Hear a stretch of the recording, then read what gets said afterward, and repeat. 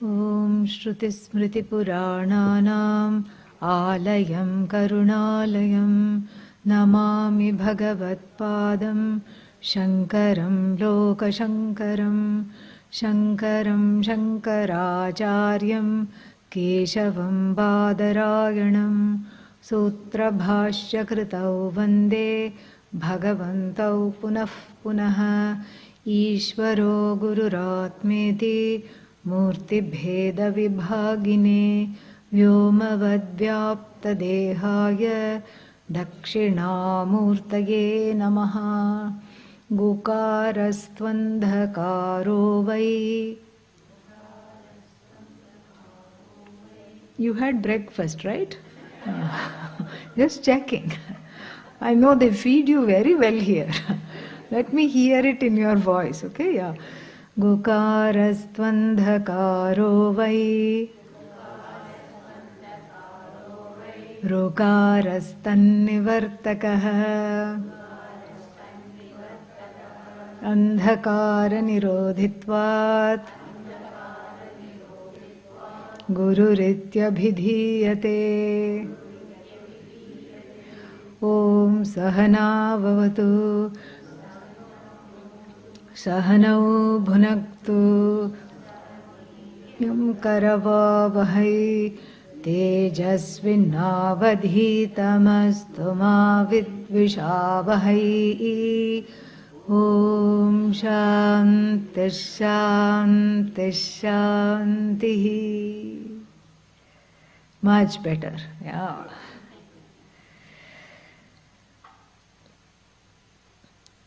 The 6th chapter of the Chandogya. And why are we thinking about the 6th chapter of the Chandogya when the topic is the 7th chapter of the Chandogya? Because some Sangati is in order. Sangati here means connection. Always one looks for connections. This is human nature.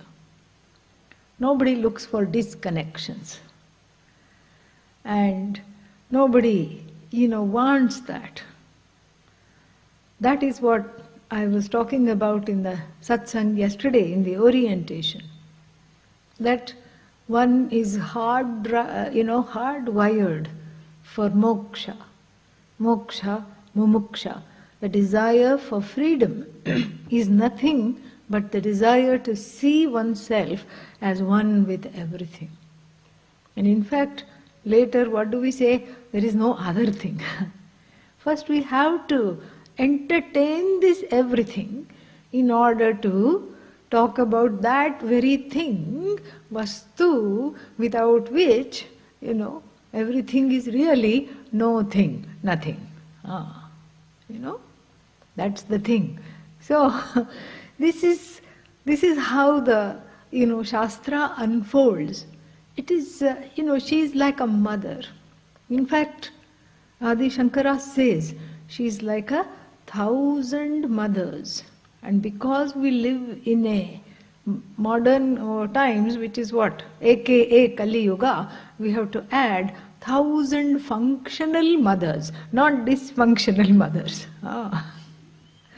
1,000 mothers who are loving and functional. Sahasra matravat hitaishini. Hitaishini Shrutihi. So, like 1,000 mothers, she seeks to comfort.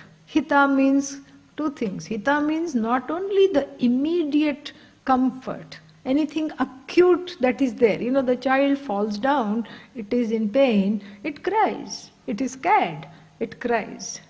And what will the loving mother do? The loving mother will immediately pick it up and soothe it. That's what the Upanishad does. Removes the acute distress. Whatever is there. Something you could not get. Something did not go your own way. Something was not all right. Something was difficult. All that is removed immediately. As soon as you contact her or as soon as you allow her to contact you, it's gone.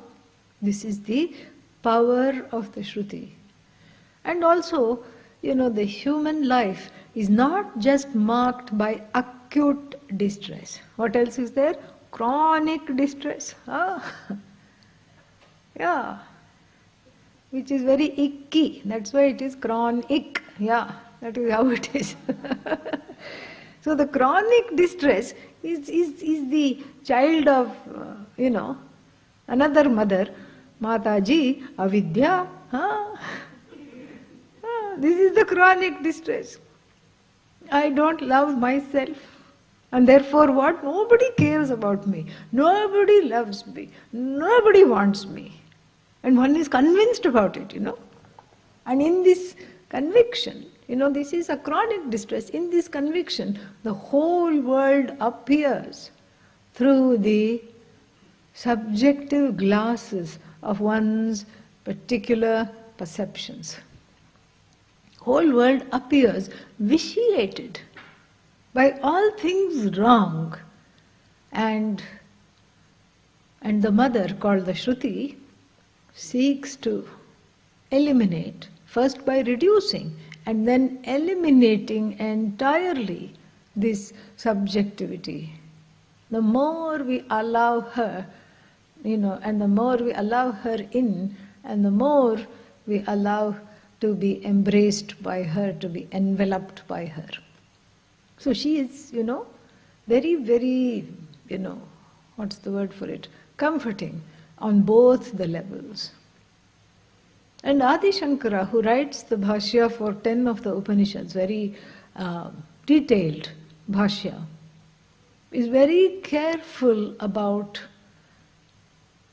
not distorting the message of the Shruti, number one. And number two, he is very careful about understanding this hita, comfort and benefit.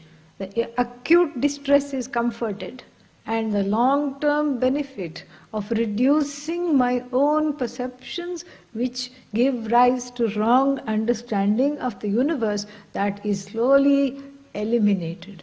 Both those things are kept in view by him. And I have told you this before, those who have had a chance to listen to me. I have said that the Shruti is a lady of few words. Shastra, doesn't talk a lot, doesn't have a great amount to say. Small pithy sentences that are heard, that have to be internalized and that have to be unfolded, Somebody said in the, in one of the Vedanta works, Brahma Satyam Jagan Mithya. And what is that? Brahman is, that's the only reality. The only reality is you, ultimately. And that you is unfolded as Bhagavan. And then what? What about everything that I see? All that belongs to a dependent reality called Mithya. And then what? Jiva is Ishvara, na apara, not different from Bhagavan. Jiva is Bhagavan. And then what? Jagat is dependent on this Brahman. And this Brahman is Bhagavan, which is equated to the I, the Jiva. Jivo Brahmaiva naparaha. And then he prides himself. Ardha shlokena pravakhyami. In half a shloka I will tell. Half a shloka, where was half a shloka? Brahma Satyam Jagan Mithya. In 8 syllables, in 8 matras I will tell. Ardha shlokena, not 8, 16 matras, because the other side also is there. Tatpada is coming in. What does he say? He says, Jivo Brahmaiva naparaha. Ardha shlokena pravakhyami. Yaduktam grantha kotibhihi. That the thousands of shlokas, thousands of works of Vedanta, bhashyas, tippanis, tikas, this, everything, whatever they say in thousands of, hundreds of thousands of works of Vedanta, I will say in 16 syllables. Very nice. And that is how the Shruti is. Few words. And Adi Shankara's compassion becomes very evident when we see the bhashya for each of the mantras of the Upanishad. Not only that, but he excels in introductions and connections. Introductory bhashya to anything, whether it is any of the Upanishads, Mundaka, Chandogya, etc., is called Upodghata bhashya. Upodghata means, in Sanskrit, introduction. And the connecting bhashya is called Sangati. Sangati means connection. Because, as I said, the human mind thrives on connections. And then there is the kutuhala. Kutuhala means there is the genuine enquiry. And what is this enquiry? The enquiry is, okay, Tattvamasi. Why Tattvamasi is coming? Because that was the subject matter of which chapter? Show some signs of life. It's okay. Yeah. Which chapter? 6th chapter. Where our famous student, what was his name? Shvetu for short, and Shvetaketu. Shvetu goes, and actually he doesn't go, he is kind of pulled in. Usually the student has to go to the teacher. Here an exception is made because the teacher happens to be daddy. Daddy turned teacher. And so daddy cannot handle that the son is ignorant and has come from the university with all accolades, magna cum laude, And then what? Only the last word sticks. He's just loud, that's all. Magna cum is forgotten. Okay? He's just loud, you have to spell it differently, L-O-U-D. Okay? And the father doesn't see anything laudable about this magna cum laude because all he is retained out of this degree is he is loud. His habits are loud. His whole demeanor is loud. And the Shruti has one word to express all this we are talking about. Anuchanamani. Anuchanam means the ability, the grahana shakti, and the ability to retain what has been taught. And many people retain what has been taught. In the Vedanta class, everything seems crystal clear. Yeah, come 10 o'clock, you go outside for a cup of tea to fortify yourself for the next Vedanta class, which is at 11. And then you meet some of the Guru Bhais, Guru Behens outside. Oh, what was that? That was wonderful. What was that? Well, I also don't remember. But it felt wonderful. But I'm not able to repeat it. This is not anuchanam. Anuchanam means the teaching is not only retained, but it is, expressed exactly how it was taught. Very important and wonderful actually. And so, to have that anuchanam is a gift. It's wonderful. The ability to be able to repeat is a great God-given gift, Bhagavan's gift. But here the Shruti uses the word anuchana mani. Manah asya asti iti mani, manin. Yeah. And if you want to understand what does this mean in English, the one who is in manam, man, in, just like Vedanta in, one who is in Vedanta. Similar meaning. So you see, Sanskrit is so easy. Yeah. Anuchana manin, anuchana mani. Anuchana mani means that there is a lot of mana, is pride. Pride in one's accomplishments. So that's why I said drop the magna and come and just retain loud. That's all he was. Full of himself, freaking out and just making a nuisance of himself after coming back from the university. Whereas we are told in all the Shastras, what are we told? That along with erudition, knowledge, comes what? Humility, very good. Humility. Vidya Vinaya Sampanna.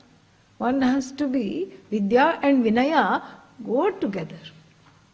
Vidya is Vinaya, Vinaya is Vidya, that's all it is. But this fellow is a show-off. And therefore, the father has to turn into the teacher, first by asking him, did you ask for that knowledge, knowing which everything is as well as known, as good as known. And his pride will not let him respond. And what does he say? Oh, there must not be such a knowledge. What do you mean there is not such a knowledge? How can you say this knowledge doesn't exist? Well, because I had a 4.2 GPA. Dad, look, I was not an ordinary student. I excelled in everything. And then what? The teacher taught me all the choicest things. And if they had known this, they would have taught this also. And the Shruti repeats itself, which it rarely does. It either repeats because it rarely repeats because it is not heard. Here, he did not hear the father. The father didn't say, did the teacher teach you this knowledge? No. Or did the teachers have this knowledge? That's not what he asked. The father asks the son, did you ask for this knowledge? And what does the son say? Finally he says, is there such a knowledge? And then the whole chapter flows like honey, sweet, unguent, extremely fulfilling. And Shvetaketu is taught that all that is here is just, let us call it Sat. Let us call it by the name Sat. And all that is here is one non-dual Sat. And all that is here, you can't say was, but we are constrained to use the grammar, verb. What was there before? Before what? Before all that is here came, what was there? Sat. And after all that is here goes, where will it go? Back to Sat. So, this thing called Sat was always there. Sadeva Somya Idam Agre Asit. Idam Agre, before this whole Jagat suddenly popped up, manifested. Things can't come out of nothing, correct? Even though the Bible says God created this whole world out of nothing, we have to do a little bit of a interpretation there. You can't take it literally. You have to have one word, nothing else. Then it is Vedanta. No problem. Nothing else other than itself. That is what we have to see. And this Sat is only one, Ekam Sat. One. And this one means, you can have half a Sat. You can fragment it further. You can have 1/4 Sat, 1/8 Sat. And let us not do that. And that's why the next phrase, the next word is Ekam Eva, only one. No, only half also we can have, correct? No, Advitiyam. Then that clinches it. The word Advitiyam clinches it. Totally makes it what we call Pakka. Now this is an English word, yeah. In the dictionary it has come, so I'm not going to explain it. If you don't know, look it up. Pakka. unassailable. Ekameva advitiyam. But how? How can you even think about the fact that there is only one Sat? And there is only, non-dually one Sat, out of which everything has come. How can we even entertain that possibility? And Shvetaketu's father, what's his name? Uddalaka. What does Uddalaka do? He's very kind. He, gives concrete examples of things in the world which also have a single non-dual cause, relatively speaking. Not on the absolute level, but on the relative level. Like even what? Our trustee, where did it go? Our trustee fellow, pot. So, if you want to know pot, if you want to really study pot, and this pot is interesting because it's got a rubber band around its neck. If it had a human mind, it would say, "Help, I'm being strangled." I breathe easy. Thank you.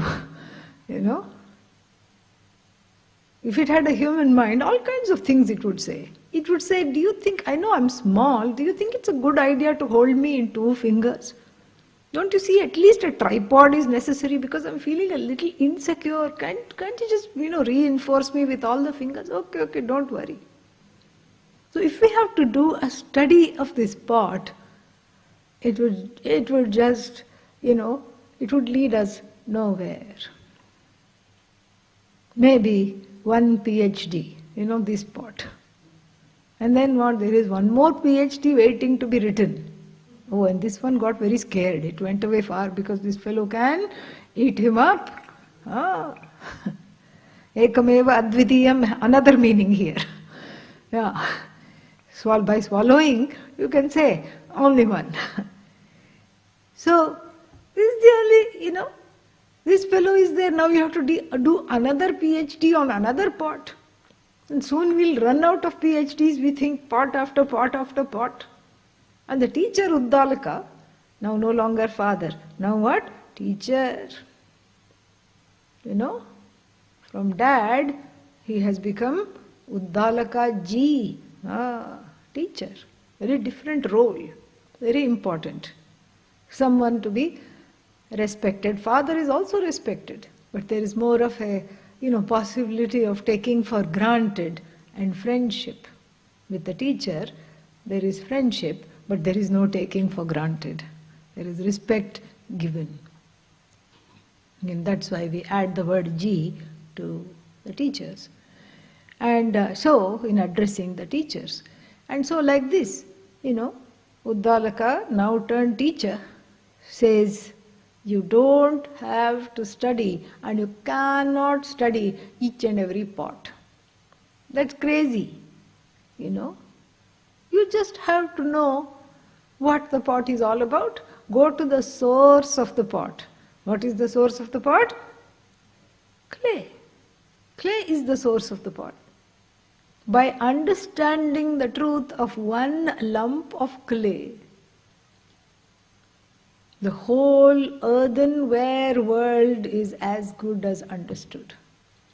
You don't have to look into every pot, measure the size of the pot, big pot, small pot, medium pot, strangled pot. You don't have to crack pot. You don't have to do PhD on all of these things.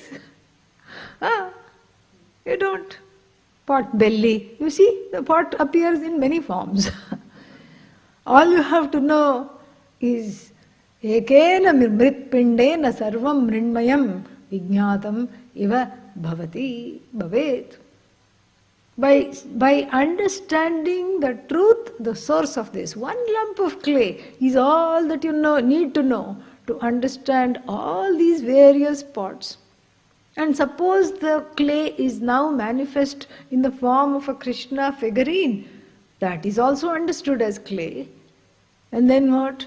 And then the clay is manifest Now, you make the clay. You have seen the potter's wheel, right? You can make the clay into a lid, sharava, a jug, a, figurine, a shallow, some kind of a dish, plate. So many things can be made out of clay. But really speaking, the reality of all those things is nothing but clay. All that is there is clay, clay, clay all the way. Because really speaking, this pot has no reality, ultimately. It has what is called an empirical existence, an empirical reality. It can hold a sip of water, correct? And it is correcting me now. It says, no, not correct, because I'm above all that. I'm a teaching pot. I live in the halls of Vedanta. I don't fetch water. I'm not a water pot. I'm a teaching pot. I'm a Tattvamasi pot. Okay. So it has some function. And it has some, it has a name. What is the name? Pot, ghataha. And then what? It has a function. It has a form, cute form. And then what? It has a function. The function here is to teach all the people who walk into this teaching hall about the truth of themselves. It is a teacher aid pot, exalted pot. And so, everything is like that in the universe. It has what? Name, and then it has a form, and it has function. Whole thing is told. And Shvetaketu now is hooked, totally hooked to this knowledge. And Uddalaka is just warming up, because, then he proceeds further. Along with Uddalaka, I am also warming up. So, one of the Panchakoshas have to come off. And so, what does he say? He says, let's take another example, because Shvetaketu says, can you tell me more? Bhuya eva vijñāpayatu, Bhagavan. Can you please tell a little more? This is not enough. I just want a little more. Okay? Even a better example than clay and pot is gold. How many ornaments? 1,000,000 ornaments, one gold. And, Pujya Swamiji, who was a master of this knowledge, was once invited to inaugurate a jeweler's shop. And there he went, and the person welcomed him and said, since you have come all the way, I want you to bless this shop by taking one thing, anything that you like. He says, be careful. Yeah. Especially Vedanta Swamis are notorious for all these things. Be careful, are you sure? Yes, Swamiji, please take one thing. He says, okay, you keep the ornaments, I'll take the gold. He had to close. That was the, shortest lived shop in history. Swamiji had actually done that. Opened, inaugurated, immediately closed. Because if gold is gone, there is no shop. Only a photo op, that's all. There is no shop. So therefore, this gold is the adhisthana. Certain words we have to know. Adhisthana, doesn't have a translation. Yeah, adhisthana. You can translate it. Basis. On what basis can you translate it as basis? I ask you that. But we are constrained. And some people also use the word substratum. But then again, sub means there is something above that. And then again there are two things. Advitiya hani. And there is again a threat to non-dualism. So we really cannot translate the word adhisthana other than perhaps to say it is the truth of everything that there is. It is the sat of everything. It is the is. What is? That is, here, gold. In the previous example, what was the is? Clay. Gold is, therefore ornament is. Clay is, therefore pot is. There is a, karya-karana relationship. There is a cause-effect relationship. Here in pot and clay, what is the effect? Clay, correct? No, wake up. What is the effect? Pot is the effect. What is the cause? Clay. Same thing, gold is the cause. Ornaments are the effect. And the funny thing is, this Vedanta is a very full of paradoxes. Funny thing is, every effect, listen carefully, this is what Uddalaka taught. Every effect is non-separate from the cause. Effect is cause. Oh, that's great. And then what shall we discuss during our tea break? Effect is cause is effect. No, careful. Vedanta is a one-way street. Effect is non-separate from the cause. Effect is cause. Kintu, parantu, what? Cause ain't effect. Okay? Cause is not effect. Why? Cause is cause. That's just how it is. And this, what kind of a cause is this? This cause that we are talking about, the cause known as Sat, doesn't have another cause, causeless cause. But you can't say that of the examples that we are studying. The examples of, what is that? Clay. Clay has a cause, correct? You can say it originates from the earth. And then what is the cause of clay? You can say molecules, particles, and you can keep on going like that. Nano particles and all these things. Atoms, you can go all the way. There also you have to stop. And gold, again you can reduce it to its elements. Elements means, the physical, in the chemistry, you have everything into elements. 2 molecules of this, 1 molecule of that, like that, they are there. So everything has a cause. That's why these examples are just examples.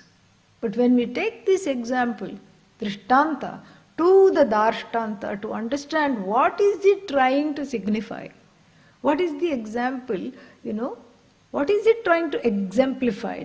That which is exemplified is called Darshtanta. And this Darshtanta, what is it trying to show? When we try and look at that, then that Sat is without a cause. This cannot be logically deduced.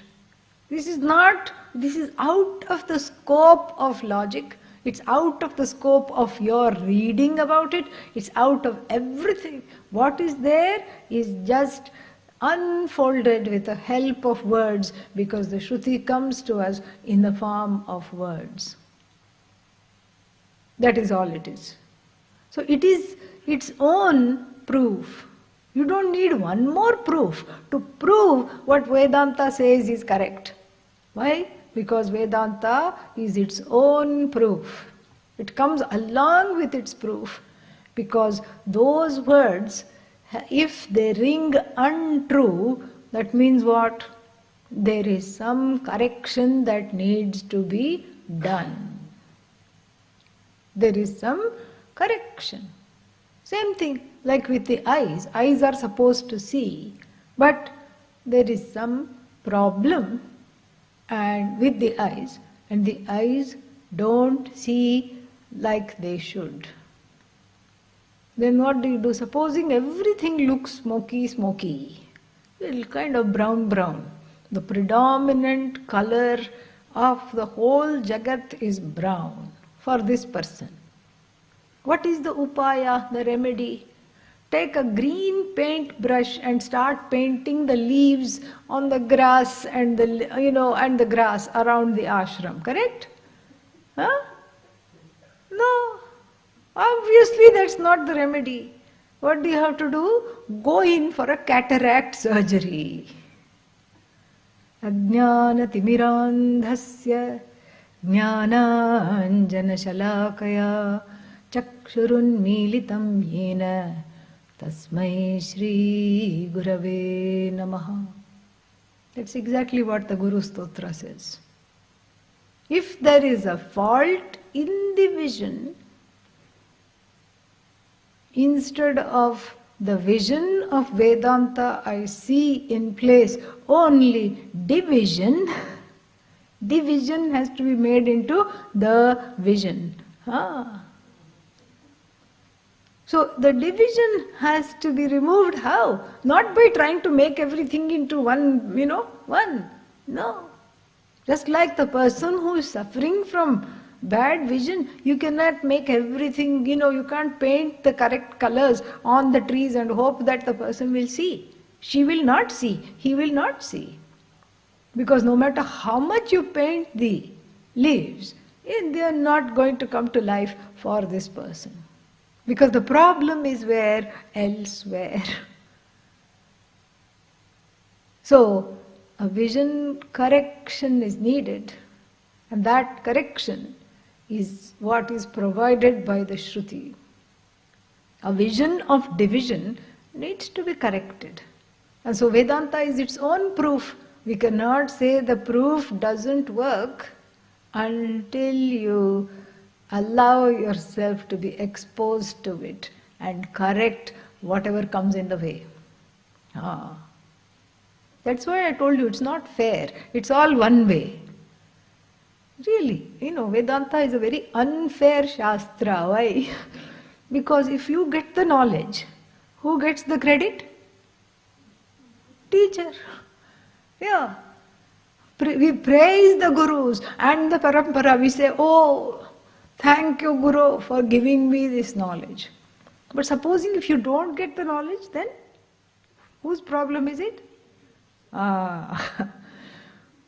It's not the teacher's problem. Teacher teaches and washes off the hand. See, not fair. But it happens to be the truth. It's really, it's a body of knowledge entirely centered on the I. Entirely. So, if you get it, when you get it, not even if anymore, when you get it, it is a blessing. When you don't get it, when you have trouble seeing, it is something to be corrected. This is what, this is what is talked about in the 6th chapter at length. Correcting the perception again and again. And like the pot and the clay and the gold and the ornaments, 9 such examples are given, from the gross to the subtle. You can say that Shvetaketu was content or discovered the truth of himself after 9 Vedanta classes. 1 week course. Yeah. Not bad. Wonderful. That is why, the students that are there, who come in the stories of the Upanishads, they are there to inspire us. Shvetaketu is, very inspiring. Because finally, even though he was, he was unprepared in the beginning, he settled down, he discovered he was a mumukshu, he discovered he was a seeker of knowledge, jignasu, and he continued with the quest. And then what happened? He was able to overcome his ignorance. How? Because at the end of 9 examples, the teacher, the revered Uddalaka, says what? Tat Sat. What is this Tat Sat? Is he writing poetry? Right, Tat is rhyming with Sat? No, no, no. Tat Sat. Tat means that, always. That Sat. Which Sat? What is the that Sat? Two meanings here. That Sat means the Sat that is removed in time only in terms of our discussion. Where does the word Sat comes? In the beginning of the chapter. Sadeva. But no, that was Sad, not Sat. Yeah, that is because of a Sandhi. Don't get confused. Sat eva. Idamagre asit. That Sat which I talked to you about at the very beginning of this conversation, before all these 9 classes, 9 examples, however you want to see. See, this whole thing was given. That Sat. And also, double meaning. That Sat which is not locally available. Anything that is not locally available, you use, we have two, prepositions, that and this, correct? That meaning, something that is not immediately available, something that is far away from me. What is the me? The location of this body-mind complex. Don't get all Vedantic and say, oh, the I is all pervasive. We are not there yet, okay? So from this I, which is, obtaining in this body-mind complex, that door, I will say, correct? That door, that clock, that stage, whereas this mic, this book, this table, see the difference? And in fact, this that and this have nothing to do with one another and cannot be used in a single sentence ever. Really, think about it. Think about all the sentences. It makes no sense. That door, this door. To use the same object, you never use. To describe the same object, you have to pick one out of the two. Make up your mind. Do you want to say that or do you want to say this? You make up your mind and say the sentence. Otherwise, that clock is this clock. It makes no sense. Unless one is tick-tock. That's all. No sense. Makes no sense whatsoever. So, therefore, the that and the this cannot be used in the same sentence to describe one thing. One vastu, you cannot use that. Except perhaps in one example. What is that? We'll take a Sanskrit example. There was one person. Let's call him what? What is it, huh? Thank you. Yeah. If you need one person, it's always Devadatta. But here we need more than one person. Somadatta. Thank you very much. Now in this example, we need one more fellow. Yajnadatta. Now this Dattatreya, local fellows, this threesome of the Dattas were great friends. They loved each other. They had a lot of fun together. In childhood, they played at the creek and splashed water on one another. They climbed trees, of course, other people's trees, and stole the mangoes and ran away and stood up for each other. Then they went to, university, Gurukula, also together. Then after that, Somadatta, Yajnadatta came back, got married. Devadatta, nowhere to be seen. Nowhere to be seen.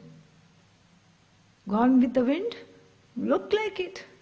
And also, Devadatta changed his cell phone number so that no SMS, no email, he could not be contacted. Life goes on. These two got married, they had children, children were growing up, and the ups and downs of the everyday life continued. Many, many years later, they heard that a Swami was coming to town. You know where this is going now.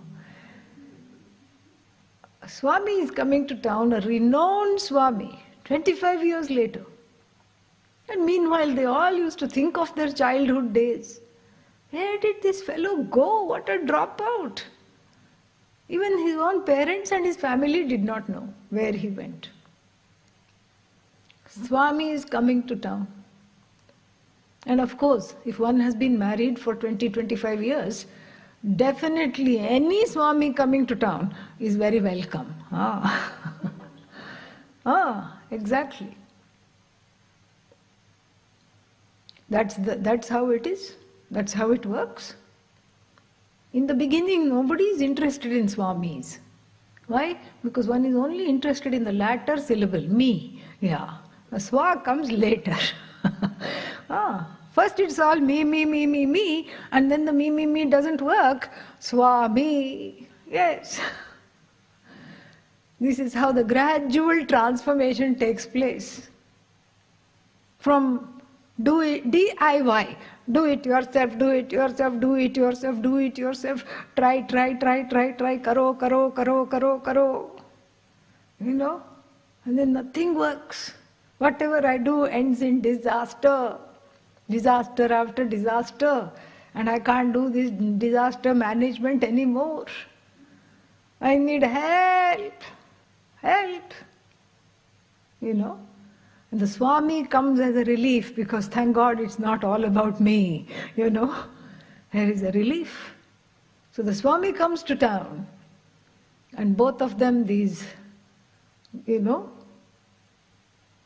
people leading the everyday life, go to see the Swami. They love the lecture. The lecture is wonderful. And it's all about everything they wanted to hear. It feels like a soft music after being exposed to 25 years of heavy metal. So let's say the person is trapped in a soundproof room with only heavy metal.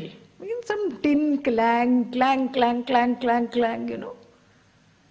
How do you know heavy metal? Because I know people whose son is in a heavy metal band.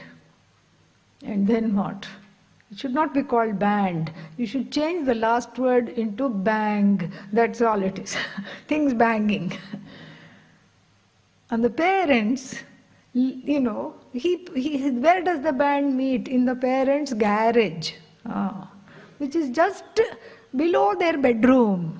This is called prarabdha karma. So like this. So imagine being, you know, having this cacophony and dissonance of samsara, just all wrong messages, loud noises, you know. And if you like heavy metal, no problem, enjoy it, you know. But many people have a hard time with it. It's a cultivated desire, unlike moksha. So that's why I'm giving this example. Some people have not cultivated that desire. So after some, you know, maybe not heavy metal, you can just think of tin pots and, you know, things being bang, bang, bang, bang, and you are just saying, Trahimam, Ahimam, and suddenly, save me, help me, protect me. And just before the eardrums are about to just give up and burst because of the knowledge, the noise, one is taken to another room, soundproof room of beautiful Shanta whispers. Tattvamasi, all is okay, you are okay. Or if you want to use the music analogy, if you want to extend it, one is taken to classical music. Sonorous bhajans, kirtans, you know, bhakti-filled devotional music, touching the heart, even if you don't know the words, even if you don't know anything, somewhere it is touching. That was the relief. Who felt? Who? Yajnadatta and Somadatta, we have to be very clear with the story. Then they felt that, and their eyes were filled with tears. And then they came in line to receive prasad that the Swami was giving. Close encounters. They both went near the Swami. He looked strangely familiar. Now he was in orange, and he was a, Mahatma. He had a long beard before, no beard, they didn't remember. And then suddenly it struck. And Somadatta, and Yajnadatta looked at one another and said what? That Devadatta. Which Devadatta? Tat Deshakala Avachinna Devadatta. That Devadatta, conditioned by that wonderful time of our childhood, that wonderful place of our village,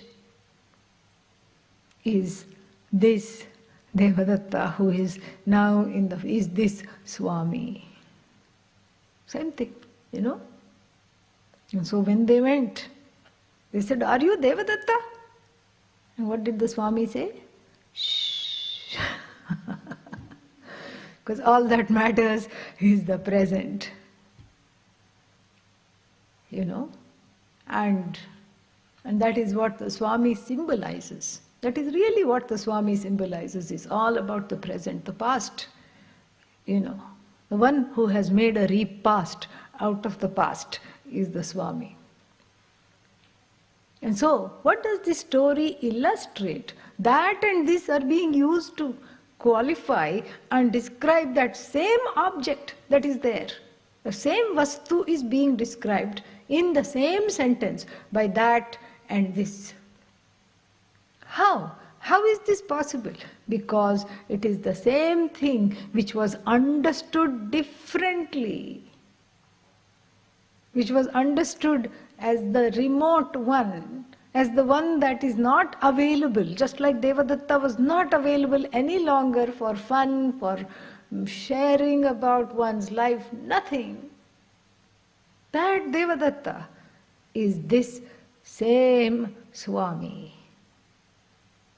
And that Devadatta, qualified by that time and that place, for which there was a yearning. Why this is an effective story as a Vedanta example is because they were yearning for their boyhood friend in the same way that one is yearning for Bhagavan. That's the same yearning. That source. One cannot be away from the source for too long. In the pregnancy, when one is a baby, one is safe, connected to the mother. We have what is called the umbilical cord. As soon as it is cut, independent child, so to speak. And then what? So to speak, quote unquote independent. And full of insecurities, but has a 10-digit social security number. Insecure, insecurity personified, but has a social security number. And that's when the separation anxiety starts. When the search for the infinite begins in infancy, even though one doesn't know it. One is not conscious of it. Therefore, mummy wants the mother, wants to be connected to the mother. Separation anxiety. Anxiety is fear. Separation. Dvaitadhi bhayam bhavati. That starts from childhood. Duality causes anxiety. I want to be one with the mother. It's not enough she's around. I have to sit in her lap. If mother is not available, father or anybody, any other, lap, auntie, uncle, grandparents, something. Maybe this person is it. Maybe this person will take away the security. One keeps testing, trying, and does not reach any reprieve until the search for the perfect mother and father is converted into the search for the mother and the father of the universe. That is the quest. That is the quest. Gaining which? Gaining this mother and the father of the universe First as mother and father, and the second level is as the truth of myself. I am what I seek. Only after gaining that, this search is over. The search for the infinite is actually finite. The search is finite. Otherwise, one becomes an infinite seeker. That's not a good thing. Seeking, seeking, seeking, seeking, seeking. Ek life chala gaya, one life gone. Seeking, seeking, seeking, seeking, seeking. Next life gone. Seeking, seeking, seeking, seeking. Third life gone. And so on and so on and so on. Therefore, it's better to be the seeker of the infinite rather than to be an infinite seeker. A lot more to say to bring this to our next topic of study. We'll see that in the next class. Om Purnamadah Purnamidam Purnat Purnamudachyate Purnasya Purnamadaya Purnamevavashishyate. Om Shanti Shanti Shanti. Harihi Om Shri Gurubhyo Namaha. Harihi Om.